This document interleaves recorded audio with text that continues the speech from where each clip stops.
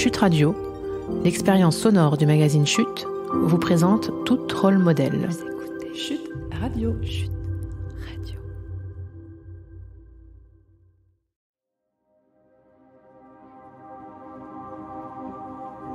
Bonjour à toutes et à tous.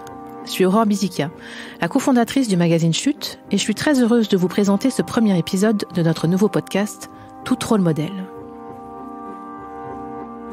Pourquoi ce podcast et pourquoi nous intéresser particulièrement aux femmes ? En tant que médias, nous avons un rôle à jouer pour faire entendre d'autres voix, celles qui sont mises de côté, écartées, dépossédées, évincées et même invisibilisées. Des mots comme ceci, on pourrait encore vous en proposer, mais n'en jetons plus. La coupe est pleine.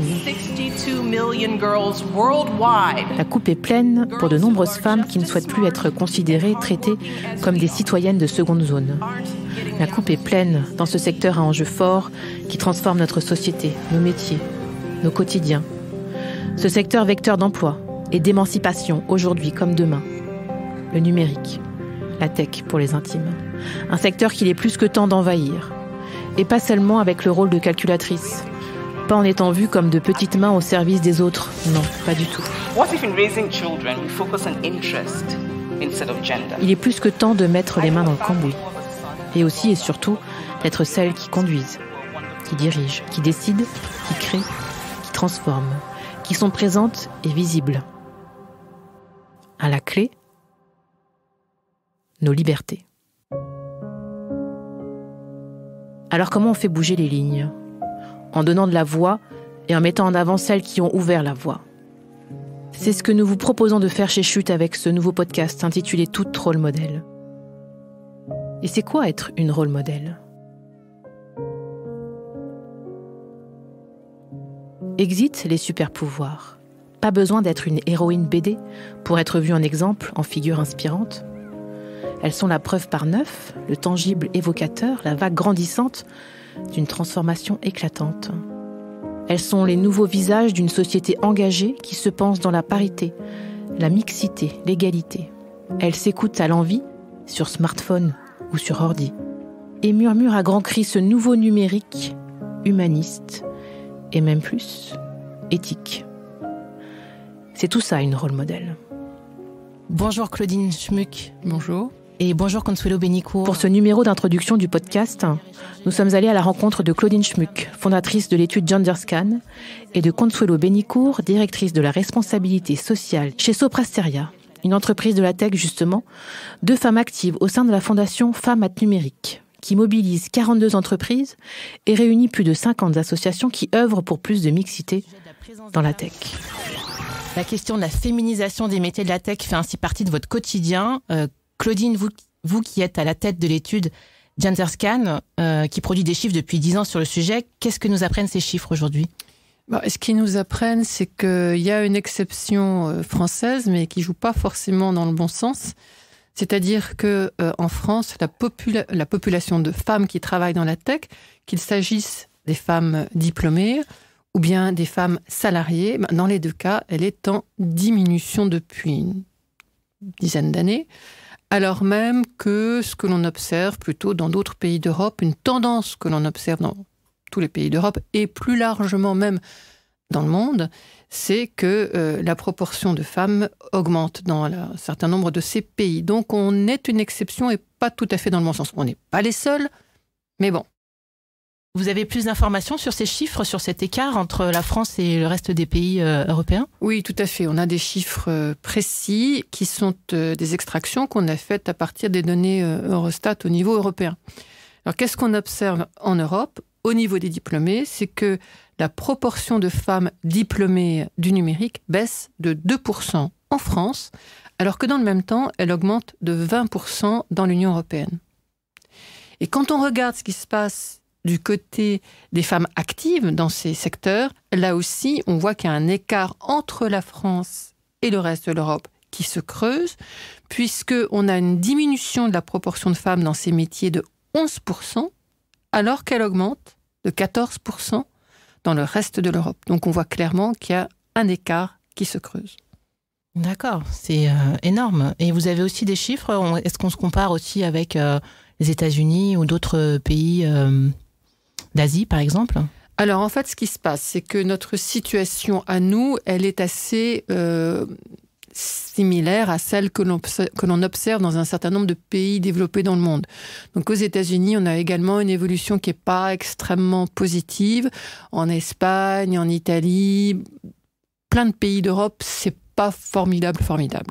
En revanche, il y a des exceptions au niveau mondial et quand on fait des zooms et des focus par zone géographique, qu'est-ce qu'on voit ? On voit que les femmes forment 50% des diplômés du numérique dans un certain nombre de pays du Moyen-Orient. Et idem, dans les pays d'Asie du Sud-Ouest, on voit que par exemple en Inde ou même en Birmanie, les femmes forment la moitié des effectifs diplômés dans le domaine du numérique. Donc il n'y a pas de fatalité. La bonne nouvelle, c'est qu'il n'y a pas de fatalité. Heureusement. Consuelo Benicourt, justement, chez Sopra Steria, une entreprise de la tech, spécialiste des services numériques et de l'édition de logiciels, vous avez une vision justement de l'intérieur. Est-ce que vous faites le même constat que les chiffres que vient de nous donner Claudine Schmuck ? Alors effectivement, nous, entreprise du numérique, nous sommes le dernier maillon de la chaîne. Hein. Nous dépendons finalement du contingent de femmes qui s'orientent vers les métiers du numérique.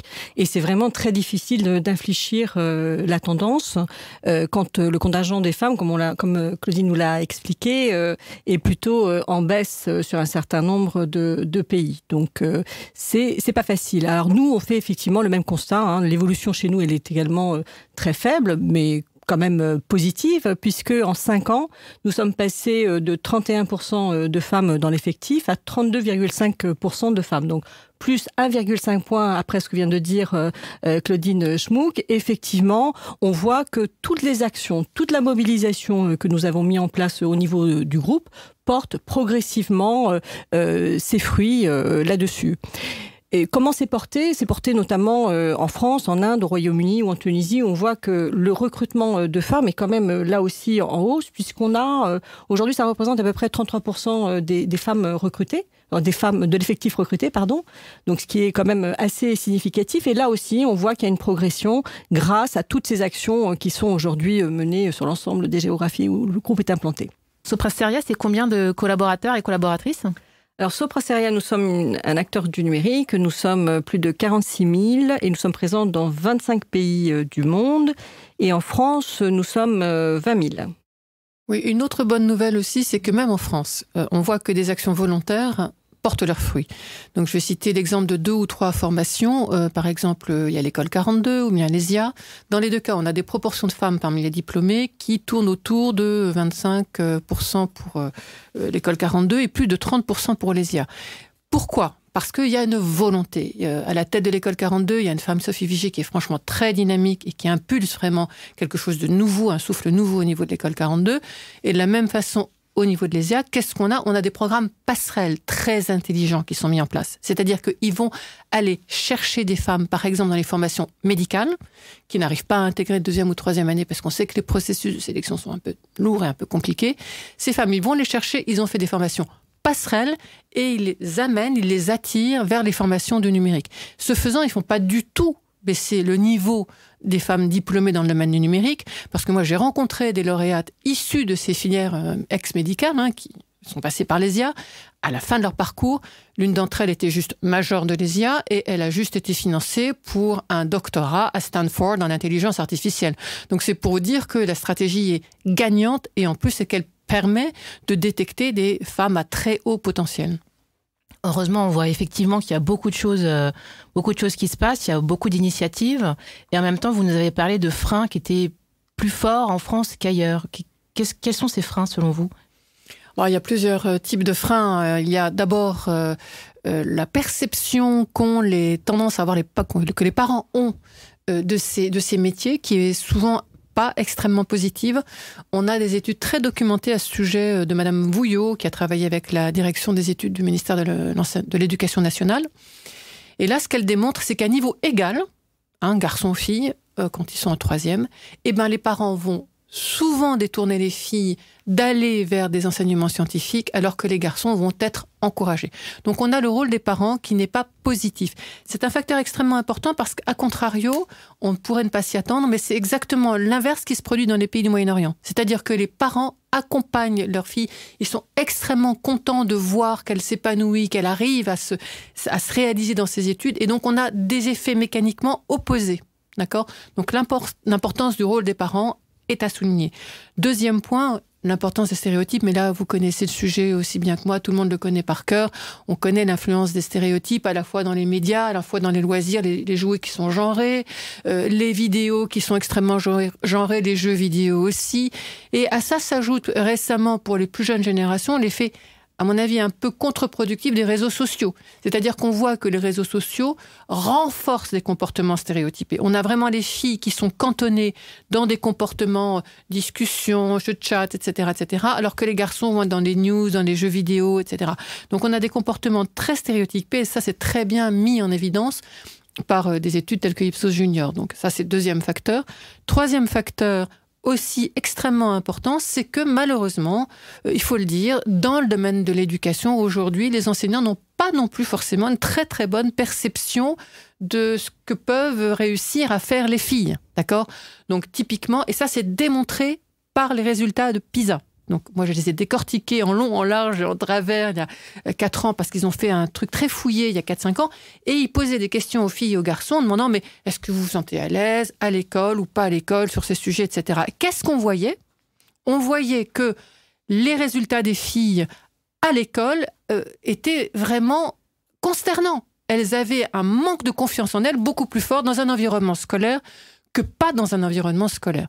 Donc il y a, malgré tout, il y a encore quelques éléments de ce côté-là qui jouent un rôle et qui n'est pas forcément très positif. Alors forcément, le résultat de tout ça, c'est quoi ? C'est que vous demandez aux gamines de faire un test en maths et un test... vous présentez aux gamines et aux gamins le même test.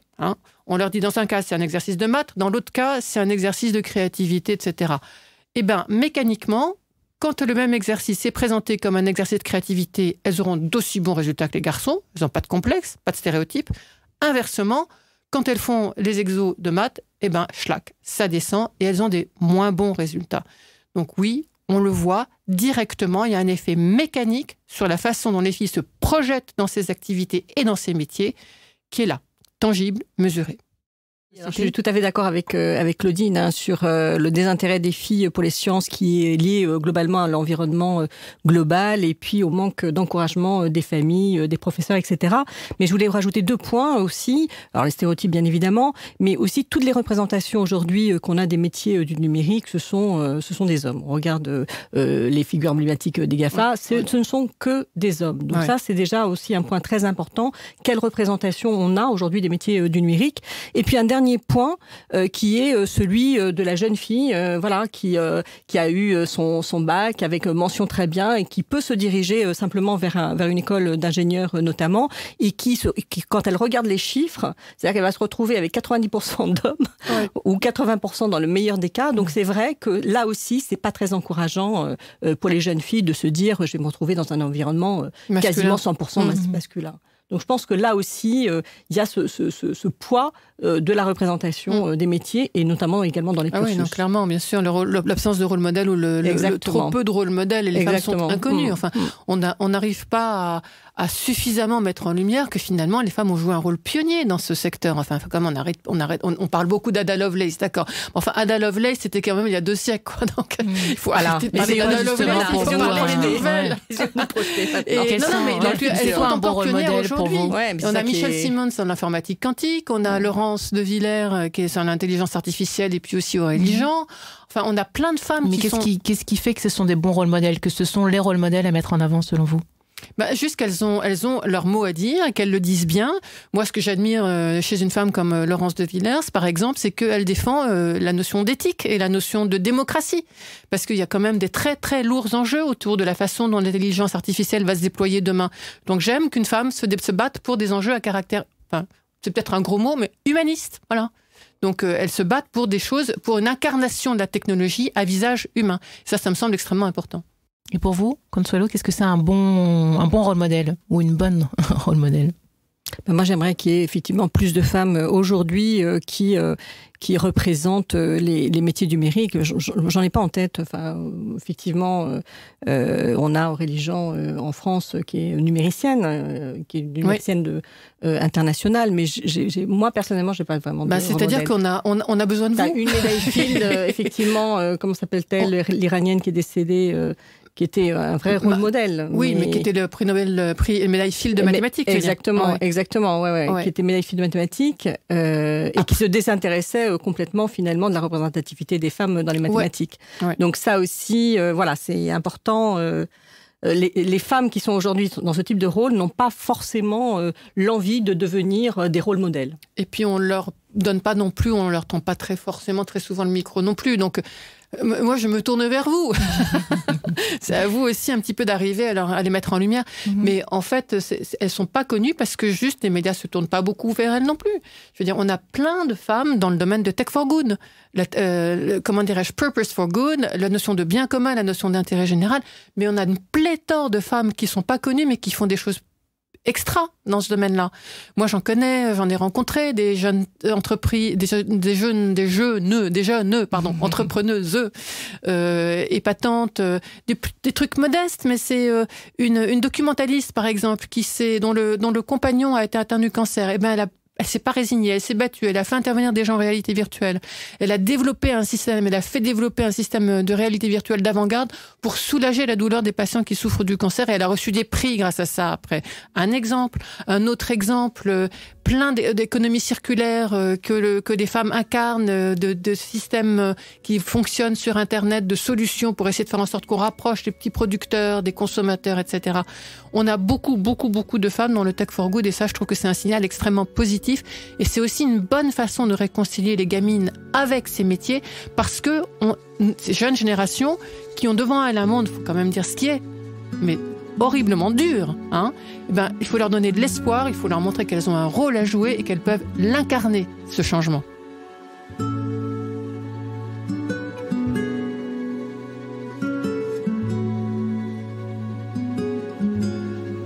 On fait une pause ?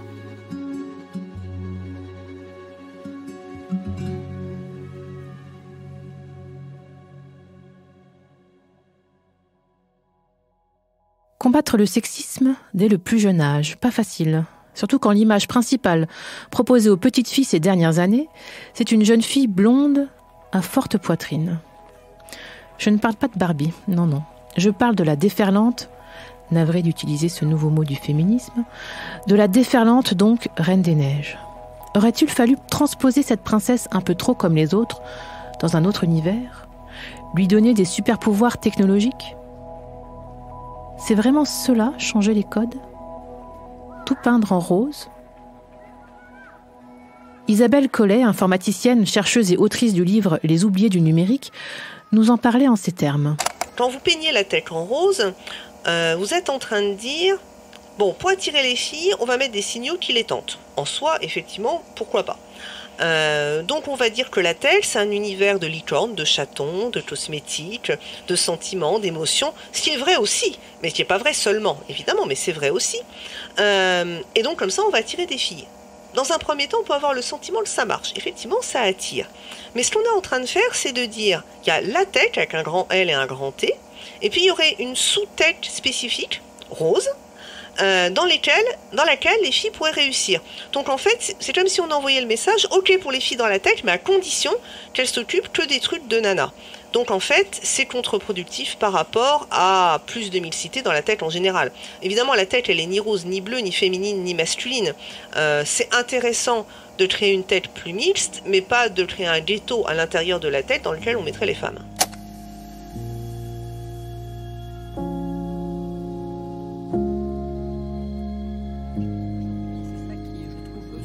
On retourne en studio avec Claudine Schmuck et Consuelo Benicourt pour parler solutions cette fois, et plus précisément de comment on peut faire bouger les lignes dès l'école. Justement, vous avez aussi des actions avec Femmes Maths Numérique, vous avez aussi des actions dans les collèges et lycées. Vous faites aussi intervenir d'autres types de rôles modèles, j'ai envie de dire, et justement des femmes qui viennent témoigner de leur parcours. Qu'est-ce qui fait que justement c'est plus elles que d'autres qui vont parler justement aux jeunes filles, aux jeunes garçons aussi, pour leur parler des métiers de la tech. Déjà, il y a le volontariat. Hein. Je pense qu'aujourd'hui, c'est ça qui est, je trouve, super, c'est qu'aujourd'hui, les femmes des entreprises du numérique sont tout à fait partantes pour aller témoigner dans les collèges et dans les lycées. Ça, c'est absolument formidable, hein, d'avoir cette prise de conscience, de se dire, nous, les femmes du numérique, on a aussi un rôle à jouer, et c'est à nous aussi d'aller faire bouger les lignes dans les collèges, dans les lycées, mais également auprès des enseignants. Parce que c'est vrai qu'aujourd'hui, les métiers du numérique, c'est pas si simple non plus. Hein. Quand on dit je veux faire médecine, je veux faire pharmacie, je veux être pharmacienne, tout le monde comprend très vite de quoi il s'agit. Quand on dit je vais être architecte, je vais être data scientist, derrière ça, qu'est-ce qu'on met? Donc je pense que nous, acteurs du numérique, Sopra Steria notamment, on a un rôle majeur à jouer dans la simplification, la démystification également du métier du numérique pour amener justement ces jeunes filles vers nos métiers et leur dire que c'est possible. Et c'est là où les femmes du numérique, les femmes des entreprises du numérique ont un rôle à jouer et jouent un rôle sur le sujet avec, comme on le dit, des témoignages, des webinars, enfin voilà, toutes des actions qu'on peut mener dans les collèges, dans les lycées, mais également dans l'enseignement supérieur.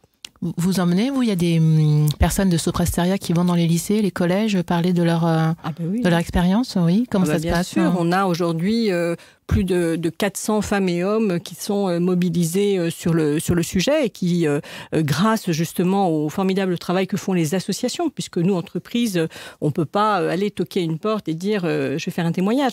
On a justement tout ce tissu d'associations qui font un travail formidable. Nous, on travaille notamment avec Elle Bouge, on travaille avec Job IRL, on travaille avec les femmes ingénieurs qui nous préparent finalement le terrain et qui nous amènent justement, qui nous donnent la possibilité d'aller intervenir dans les collèges, dans les lycées. En plus, on a la chance d'avoir à disposition pour nos collaboratrices, nos ambassadrices et nos ambassadeurs, des modules, des vidéos qui ont été faites, des petits e-learning qui ont été faits justement pour ne pas biaiser nos représentations. Parce que là, c'est important, dans tous les éléments de langage qui vont pouvoir être utilisés dans ces témoignages et dans ces présentations, c'est extrêmement important de bien nous assurer, nous, entreprises, que nos collaborateurs et collaboratrices ne vont pas justement continuer à diffuser des biais. Donc, il y a des sessions, il y a des e-learning qui sont à disposition des collaborateurs et collaboratrices pour, avant d'aller témoigner, s'assurer que le discours est tout à fait non biaisé. D'accord. Et vous, Claudine, vous avez aussi des actions au sein des écoles, des collèges ou des lycées? Oui, on a une action qui s'appelle Science Factor. Donc, en fait, si vous voulez, le cœur de l'action que j'ai développée un peu dans la continuité de GenderScan, c'était de dire, mais comment est-ce qu'on peut réconcilier les ados avec ces métiers qui leur font un peu peur et dans lesquels elles ont du mal à s'investir. Et donc, la solution que j'ai trouvée avec Science Factor, c'est de faire comprendre à ces ados que ce sont des métiers porteurs de sens. Et il y a le fait de le dire, mais il y a le fait de le vivre. Et donc, en fait, avec Science Factor, ce qu'on veut, c'est qu'ils le vivent. C'est-à-dire qu'on leur dit, regarde autour de toi. Est-ce qu'il y a un problème que tu as envie de résoudre? Est-ce qu'il y a quelque chose que tu voudrais améliorer?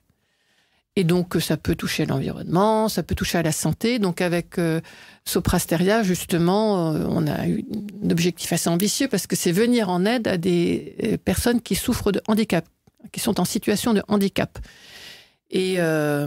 Et donc là, les ados reviennent vers nous, collège et lycée, avec des idées.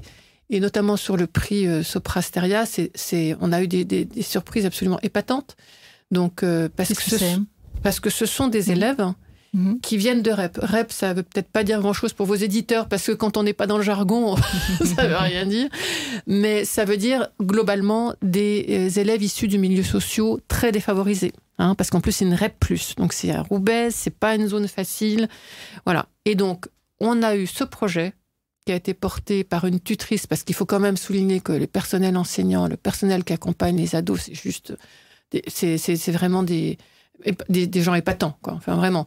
Et donc, ils ont mobilisé une petite équipe d'élèves, dont 2 qui souffrent qui sont en situation de handicap. Ils ont imaginé une solution parce qu'ils sont partis de leur expérience. Ce dont ils se sont rendus compte, c'est que pour aller d'une classe à une autre, ce qui est facile pour vous, parfois, c'est facile pour nous, mais pour un élève en situation de handicap, se repérer dans son collège, changer de salle d'un cours à l'autre, mais c'était un casse-tête. Alors, les autres gamins se moquent de lui, on le chahute, etc. Résultat, il est en retard à la classe d'après et tout. Enfin bref, c'est un truc que les mômes vivent très, très, très mal. Donc, ils ont juste imaginé une solution pour les guider dans le collège, une solution numérique.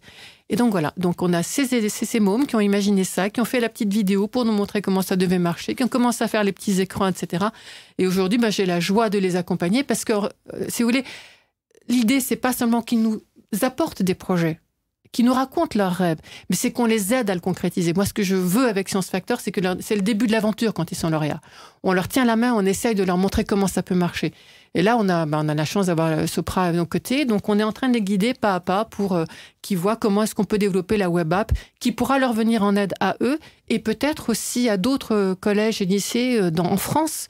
Donc toute l'idée, c'est globalement que les mômes viennent avec leur idée, qui recréent du sens parce que c'est eux qui sont en train de créer les métiers de demain quand ils font ça, d'accord ? C'est eux qui découvrent les métiers du graphisme, c'est eux qui découvrent comment ça marche une web app, etc. Donc c'est eux qui sont en train de vivre de l'intérieur le truc.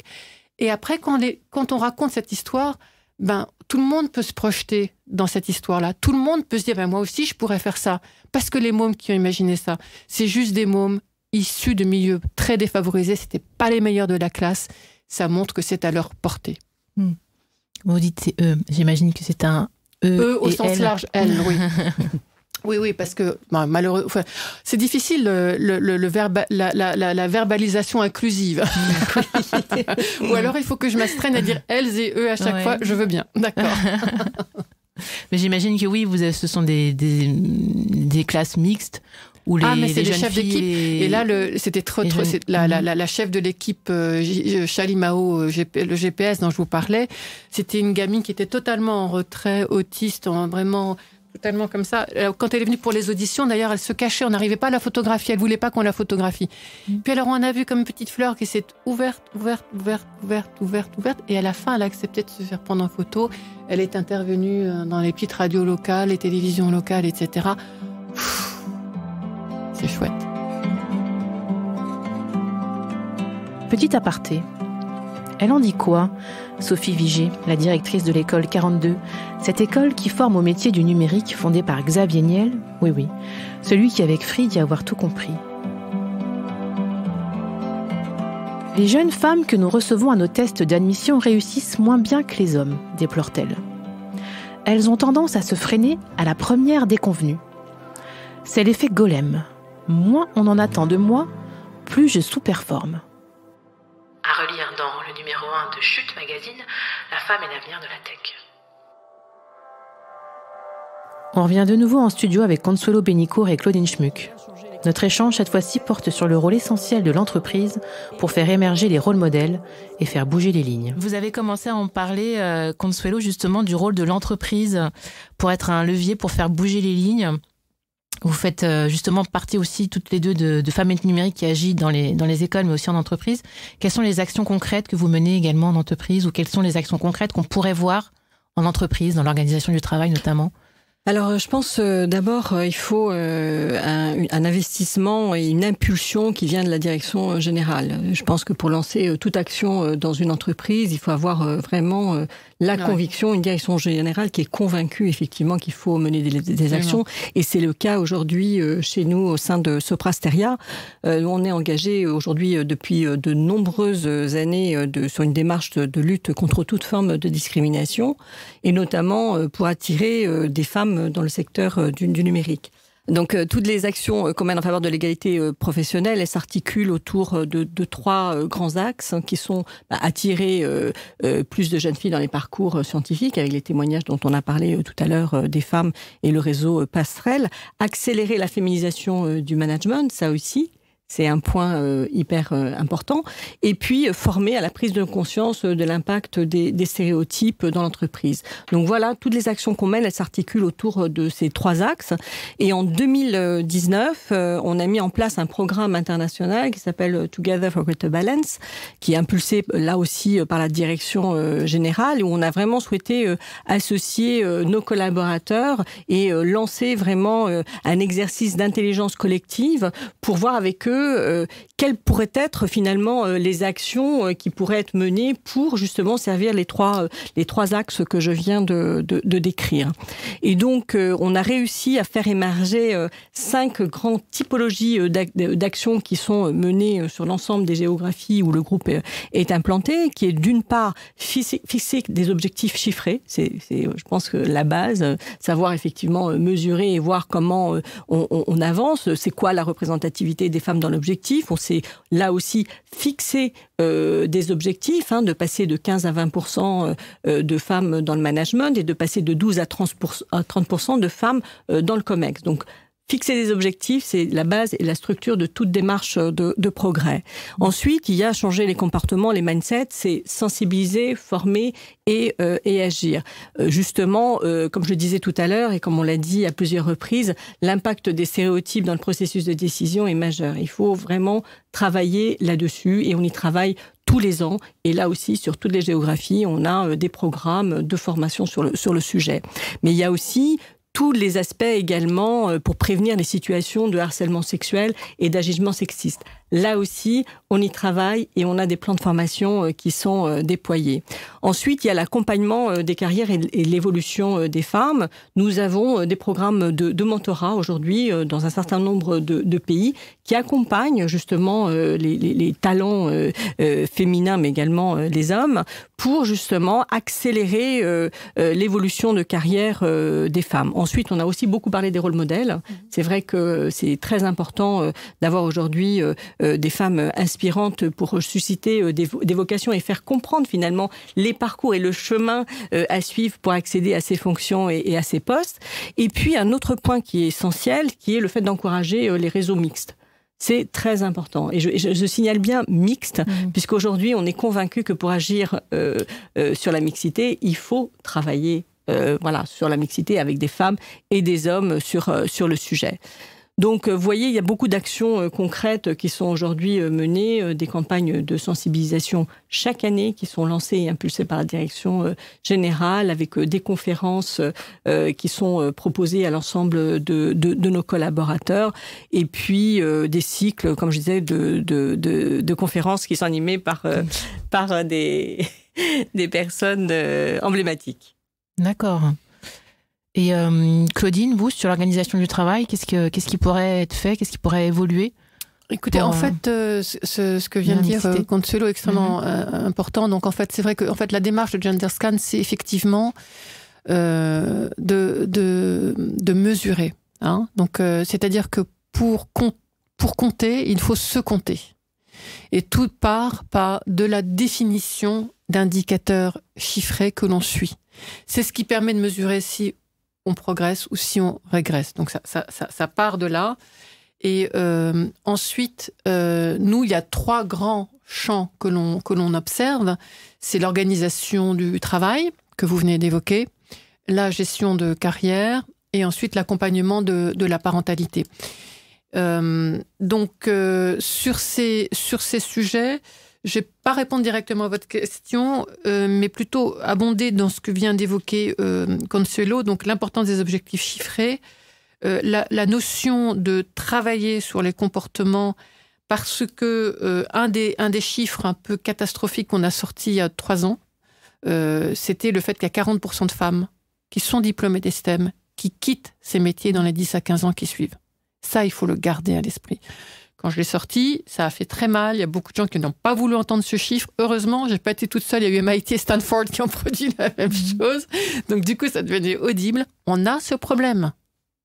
Comment est-ce qu'on l'adresse? Et il faut des politiques volontaires comme celle que vient de décrire Consuelo pour l'adresser. Ça m'amène directement au deuxième point qu'elle évoquait, donc le changement de comportement. Il faut travailler sur les stéréotypes et notamment le sexisme. Un des facteurs qui explique qu'il y a pas mal de femmes qui s'en vont, c'est ces comportements sexistes. Ça peut se traduire par des comportements où globalement on ne va pas vous écouter quand vous prenez la parole, on va juste considérer que ça n'a pas forcément beaucoup d'intérêt, on va vous confier des tâches mineures alors que vous avez un diplôme extrêmement qualifié, on ne va pas gérer votre progression de carrière de façon conséquente, et ça c'est les formes soft. Il y a des formes plus hard, donc la notion travailler sur le comportement et aussi de systèmes qui permettent de prévenir le sexisme, mais aussi de le sanctionner, c'est important. Troisième point, l'accompagnement de carrière, extrêmement important parce qu'il faut que on est le fruit de notre culture. Donc, si déjà vous n'avez pas confiance en vous dans l'éducation, etc., il faut qu'on apprenne, il faut qu'on vous donne confiance en vous, il faut qu'on vous donne les outils pour gagner cette confiance. Le mentorat est très important parce que ça, les enquêtes qu'on a menées montrent que les femmes qui sont accompagnées par des actions de mentorat, mais aussi elles s'épanouissent. C'est un levier formidable. Donc ça, c'est extrêmement important. Et sur la notion des réseaux mixtes aussi, c'est fondamental. Bon, là, il se trouve que dans le Gender Scan de cette année, on a co-construit l'enquête avec 150 partenaires dans le monde entier. C'est un challenge. Bon, j'espère qu'on va le réussir. En tout cas, la première étape a bien marché. Parce qu'un des premiers sujets qu'on a attaqué, c'est celui de la valeur ajoutée des réseaux mixtes, avec un réseau qui s'appelle Interrel, qui regroupe beaucoup de grandes boîtes de la tech, etc. Ils ont fait un colloque le 4 mars et on leur a sorti en avant-première les résultats sur les questions qu'ils avaient posées. Et ça montre que, clairement, les réseaux mixtes en entreprise, ça peut creuser une différence, ça sort les femmes de leur isolement. Là aussi, ça leur donne confiance en elles, ça permet un échange d'expériences. Et on voit aussi que ça fait bouger des éléments positifs en entreprise, ça fait bouger ces stéréotypes dont on parlait juste avant. Donc, c'est un impact très, très positif, tel point qu'on était super contents parce que Marie-Josée Berman, qui a assisté à l'exposé des résultats de l'enquête, a dit c'est super, il faut vraiment qu'on en parle tout de suite à Elisabeth Moreno. Donc oui, je pense que les réseaux mixité, c'est important. Comme quoi, nos salariés, ils ont des bonnes idées. Mais l'intelligence collective... Exactement. Oui. Structurer la démarche. Surtout quand on écoute également les femmes. Exactement. Consuelo, comment vous faites pour que les femmes se sentent bien dans l'entreprise Sopra Steria ? Alors en France, Sopra Steria fait partie du classement des 40 entreprises de plus de 5000 salariés où les femmes se sentent bien. C'est l'index Happy at Work de Choose My Company. Donc c'est déjà un bon indicateur qui montre que les femmes aujourd'hui effectivement se sentent bien. Pourquoi ? Et Claudine l'a très bien expliqué également, l'importance de créer un environnement qui soit inclusif et bienveillant. Je pense que ça c'est le rôle effectivement dans l'entreprise et c'est pour ça que nous mettons pas mal d'actions en place, d'initiatives en faveur des femmes justement pour créer cet environnement avec les réseaux mixtes. Je pense que c'est important de réinsister. On a aujourd'hui 1500 collaborateurs et collaboratrices dans le monde qui agissent sur pas mal de pays comme l'Allemagne, l'Inde, le Royaume-Uni et la Scandinavie, bien évidemment la France avec son réseau Passerelle, dont on parlera peut-être plus tard. La formation formée aux relations bienveillantes, je l'ai dit tout à l'heure, mais je pense que c'est important de réinsister là-dessus. Et comme l'a dit Claudine également, lutter contre toute forme de harcèlement sexuel et d'agissement sexiste, c'est super important. Un programme de mentorat, ça on l'a vu également pour accélérer les parcours. Et puis ouvrir, j'ai envie de dire tout simplement le débat et le dialogue aujourd'hui dans l'entreprise avec des ateliers, des conférences. On a eu la chance d'accueillir Patrick Charnitsky qui a formé, qui a fait une conférence auprès de notre CODIR. Donc ça c'est effectivement des actions fortes. Mais également Céline Masse, puisque nous avons rejoint très récemment la charte ONU Femmes. Et Céline Masse est venue la présenter auprès des 50 000 collaborateurs dans le monde pour montrer effectivement notre engagement. Et puis, il y a un dernier point qui est également important, c'est le fait de travailler sur la reconversion des femmes. Nous avons signé depuis quelques années, depuis le début, le manifeste de la reconversion, pour la reconversion des femmes dans les métiers du numérique.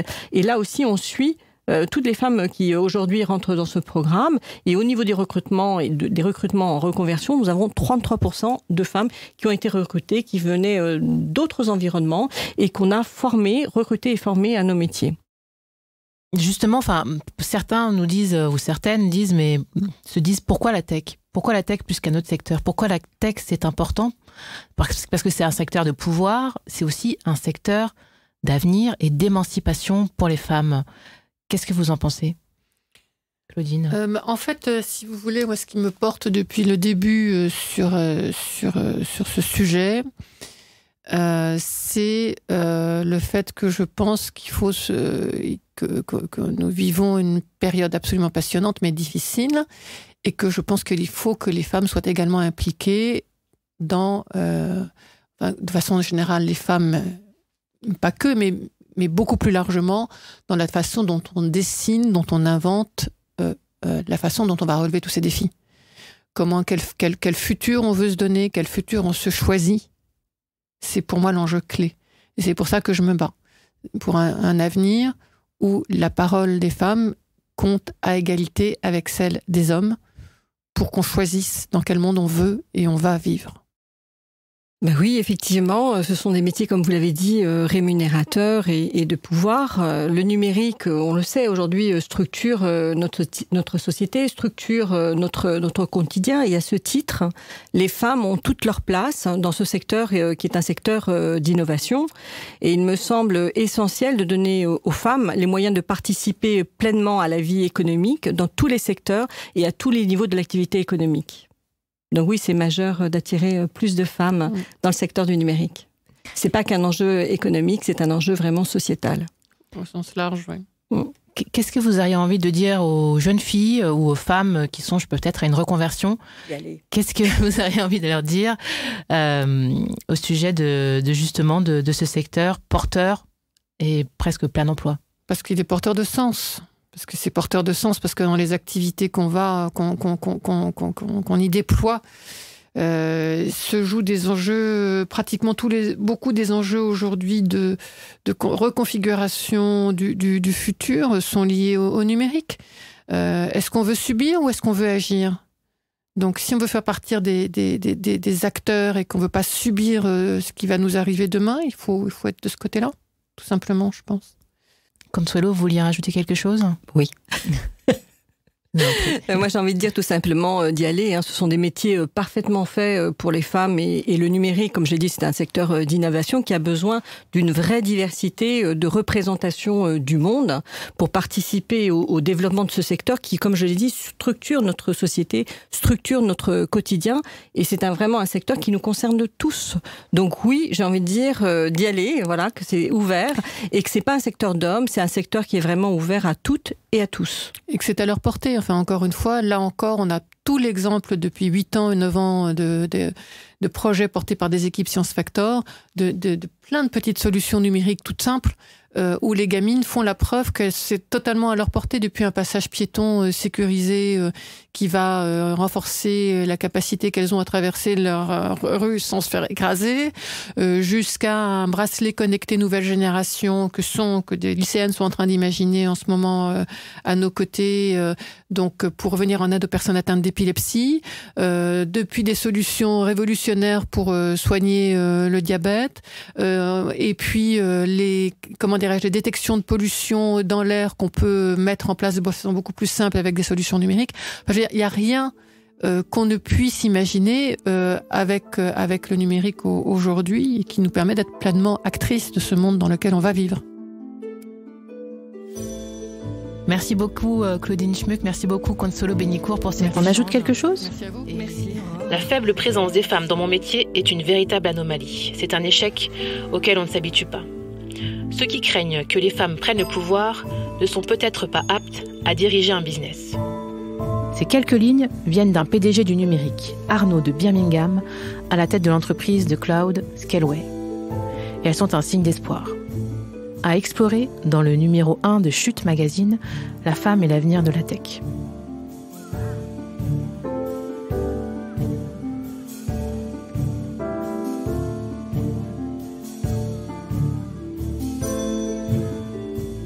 Vous êtes toujours là ? Super. On espère bien que l'expérience auditive vous a plu, peut-être même convaincu. Maintenant que le constat est posé, qu'on a fait un vrai rappel de la situation, il est temps d'aller à la rencontre d'autres modèles, de ces femmes qui ouvrent la voie et qui changent la donne. On vous en présente d'autres bientôt sur Chute Radio. Restez à l'écoute. Vous écoutez Chute Radio. Chute Radio.